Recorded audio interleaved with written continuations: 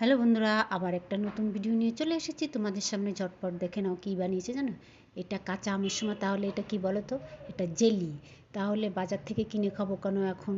তাহলে আমি এখান থেকে জেলি বানিয়েছি। তা জেলি বানালে ওরা লাল ফুড কালার দেয়, তা আমি এটা হলুদ ফুড কালার দিয়েছি, মানে বিরিয়ানির যে কালারটা সেটাই দিয়েছি। আর দেখো আমি এখান থেকে 5খানা আম ভালো করে ধুয়ে গা থেকে খোসা ছাড়িয়ে নেব। ছাড়িয়ে ওকে প্রেশার কুকারে সিদ্ধ করব। সিদ্ধ করে শুধু এর জলটা নেব। এর যে জলটা ছেঁকে নিয়ে জলটা দেবো। জলটা দিয়েই আমি জেলিটা তৈরি করব। কেমন? আগে ওর গা থেকে খোসাটা ছাড়িয়ে নিতে হবে। আমি এক এক করে এর গা থেকে খোসাটা ছাড়িয়ে নেব। ছাড়িয়ে নিয়ে তবে একে প্রেশার কুকারে ছিটি দেবো। প্রেশার কুকারে ছিটি না দিলে বলো তো, এর আমি শুধু জলটা নেব। দেখো এরকম করে আমি পিস পিস করে কেটে নিয়েছি। নিয়ে প্রেশার কুকারে সিদ্ধ করেছিলাম, তো তোমাদের দেখাইনি।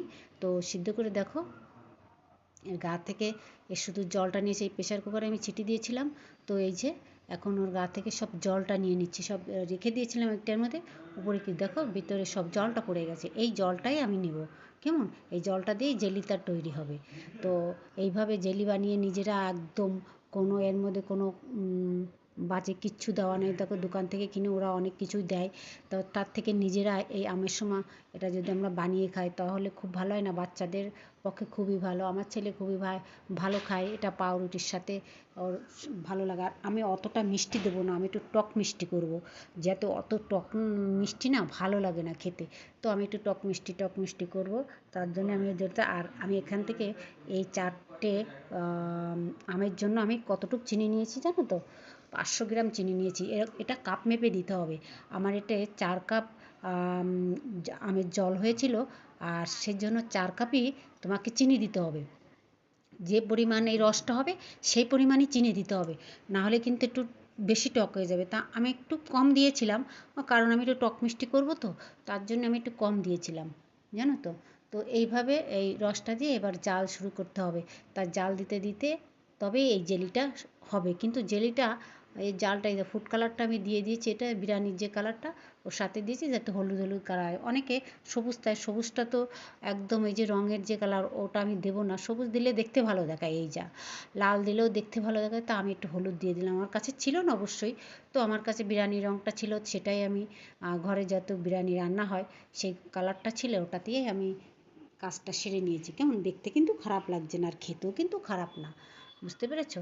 এইভাবে আমি একটু জাল দিতে থাকবো। আর ফুটবার এর মধ্যে একটু লেবুর রস দিতে হবে। কারণ কি জানো, এই যে চিনির শিরার একটা উপরে একটা গাদ আসে, একটা ফেনা ফেনা আসে। এই ফেনা ফেনাটার জন্য আমার একটু লেবুর রস দিতে হবে, যাতে ওই ফেনাটা আর না দেখা যায়, ক্লিয়ার থাকে। ফেনাটা দেখলে না, যখন আমি জেলিটা বানাবো জেলির উপরে একটা ফেনা ফেনা ভাব হবে, তখন দেখতে ভালো লাগবে না, খেতেও ভালো লাগবে না। তার জন্য আমি একটা লেবু কেটে রেখে দিয়েছিলাম, সেই লেবুটার রসটা উপরে দেবো। একটুখানি জাল হয়ে গেলে, যখনই এর গাদটা শুরু হবে তখনই আমি এই লেবু রসটা দেবো। দেখো এটা আমার নিজের গাছের লেবু, তা কেটে নিয়ে এসেছি। এটা এর থেকে দিয়ে দিচ্ছি, কারণ ওই যে সাদা সাদাটা দেখাচ্ছে না, এটা থাকবে না।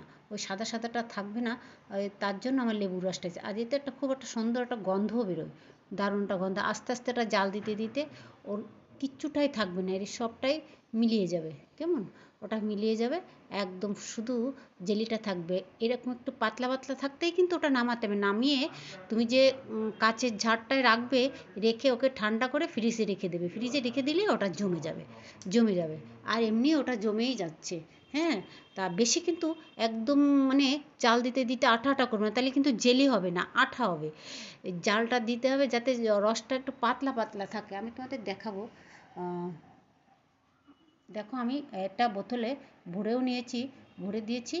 দিয়ে একটু আমি এমনি রেখে দিয়েছি, কেমন লাগে খেতে, তো ওই জন্য রেখে দিয়েছি। দেখো এইভাবে যদি তোমরা জেলি বানিয়ে খাও, খুবই খুবই ভালো লাগবে, খুবই খুবই সুন্দর লাগবে খেতে।